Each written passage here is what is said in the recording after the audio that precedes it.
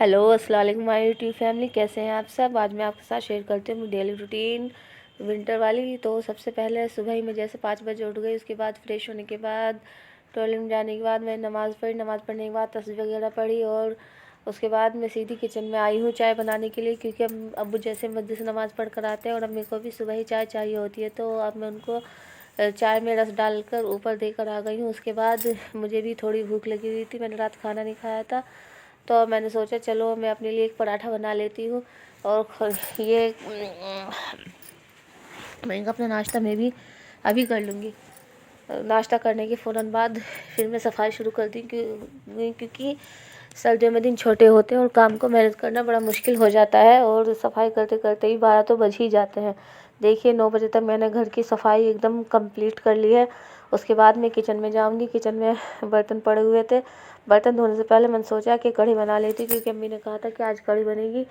और कढ़ी तो ऐसी है कि कम से कम 3-4 घंटे तो ऑलमोस्ट लेती ही लेती है। जब तक हमारा लंच का टाइम होगा हमारी कढ़ी भी बनकर तैयार हो जाएगी। सर्दियों में एक तो ठंड बहुत लगती है और दिन छोटे हैं और साथ में असद भी है, तो वो भी परेशान करता रहता है। कभी से कुछ चाहिए होता है, कभी से कुछ चाहिए होता है, और कभी गेस्ट वगैरह आ जाए तो बड़ी परेशानी हो जाती है। तो इसलिए टाइम को एक मैनेज करना पड़ता है, जिससे हमारे काम झटपट हो जाए और हमें परेशानी ना भी हो और अपने लिए भी टाइम हम निकाल पाएँ। क्योंकि हमारे घर के बचे हुए एक्स्ट्रा काम भी होते हैं, जैसे स्टिचिंग वगैरह होती है या कबर्ड की सफाई करनी होती है। बहुत सारी चीज़ें ऐसी हो जाती हैं छोटी छोटी, अगर वो उनके लिए हम टाइम ना निकालें तो भारी पड़ जाती है और हमारा टाइम पर काम करना बड़ी मुश्किल हो जाता है। देखिए ये मैं आज कढ़ी पकौड़ी बना रही हूँ और बर्तन भी तकरीबन मेरे सारे धुल चुके हैं। बस अभी जो यहाँ पर गंदगी थोड़ी बहुत होगी उसे समेटने के बाद मैं सीधी असद के पास, इसकी दादी है उनके पास जाऊँगी और थोड़ा जो मेरा बचा हुआ काम है, असद के कपड़े वगैरह पहनाना या मुँह हाथ धुलाना, या उसे थोड़ा बहुत पढ़ाऊँगी, देखती हूँ क्या करता है वो। और अगर आपको मेरी कढ़ी पकौड़े की रेसिपी जाननी है तो आप मेरे चैनल पर विज़िट कीजिए और उसे देखिएगा। इंशाल्लाह आप लोगों का बहुत बहुत शुक्रिया, आप लोगों ने मुझे बहुत सपोर्ट किया है और ऐसे भी आगे करते रहिएगा। मेरे चैनल को देखिए और जहाँ आपको लगे कि मुझसे कुछ अच्छा नहीं हो पा रहा है तो प्लीज़ कमेंट करके बताइएगा, मैं अपने आपको प्रूव करने की कोशिश करूँगी। देखिए हमारी कढ़ी बनकर तैयार हो रही है, और कढ़ी जब तक हम ना पकाएं अच्छे से तब तक मज़ा नहीं आता है। और इसके बाद मैं इसमें तड़का तैयार करूँगी। कढ़ी चावल वैसे तो सभी को पसंद होते हैं और कढ़ी के साथ चावल ही ज़्यादा अच्छे लगते हैं।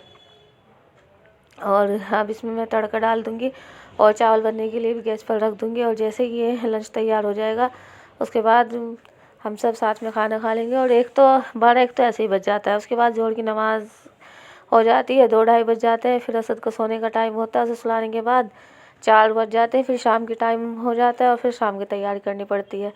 अभी इसलिए झटपट सारे काम करने पड़ते हैं हम सबको। देखिए हमारी कढ़ी बनकर एकदम तैयार है और देखने में कितनी अच्छी लग रही है। और यकीन जानिएगा, जब सबने ये कढ़ी खाई तो सबने बड़ी तारीफ़ की और अम्मी अब्बू को तो बहुत पसंद आई थी। वो कह रही थी कि बहुत ही अच्छी और टेस्टी कढ़ी बनी है। यहाँ तक कि असद को बहुत पसंद आई थी।